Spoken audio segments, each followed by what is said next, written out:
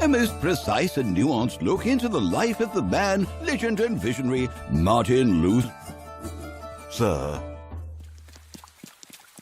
One day, when Luther is 21 years old, he experiences something which will affect him for the rest of his life. Suddenly, a thunderstorm erupts, a wild, violent one.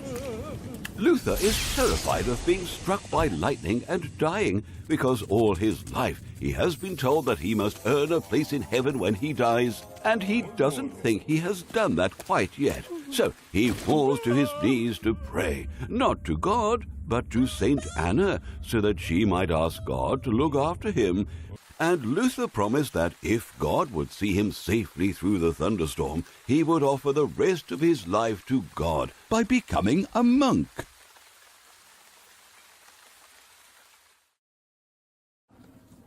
Luther cannot understand it if God's intention is really for poor people to spend all their money buying their way out of punishment so they can go to heaven.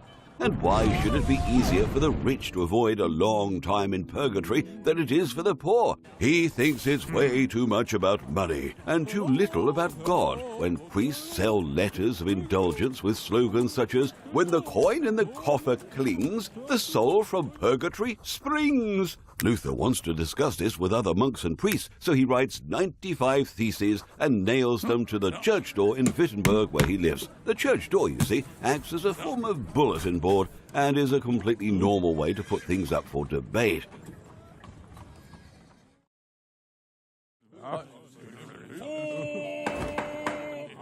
Luther is allowed to defend himself at a trial in the city of Worms. The church hopes that Luther will withdraw what he said and wrote, so that everything can return to normal. But Luther will not. He maintains that if no one can prove him wrong through arguments or quotes from the Bible, he must be right. I cannot, and I will not regret what I have said. I cannot act against my conscience, Luther says. Not many in the audience have heard the word conscience before, but they are in no doubt as to whether Luther stands firm on his beliefs or not. As a result, they declare him an outlaw. This means that anyone now has a duty to catch him and hand him over to the authorities.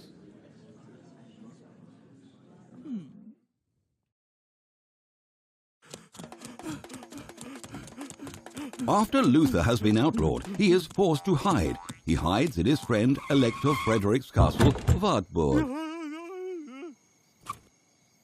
Up until then, the Bible has only existed in Greek and Latin. While hiding at Wartburg, Luther translates the entire New Testament into German. Luther wants people to have the opportunity to read the Bible in their own language, so they do not depend on the priests and the church's interpretation.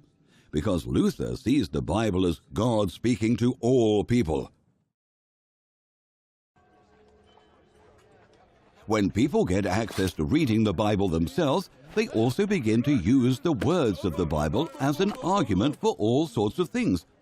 Luther has started something he cannot control. His new thoughts are used as arguments in the power struggles of princes, in revolts, and in the struggle between kings, princes, and the Pope about who actually decides what. Soon, everyone is quarreling and fighting. Some even go to war. Luther had dreamt about changing the church, he knew. But his thoughts ended up splitting the church in two: the Catholic Church and the Protestant Church. And that soon becomes important for many other things than the church.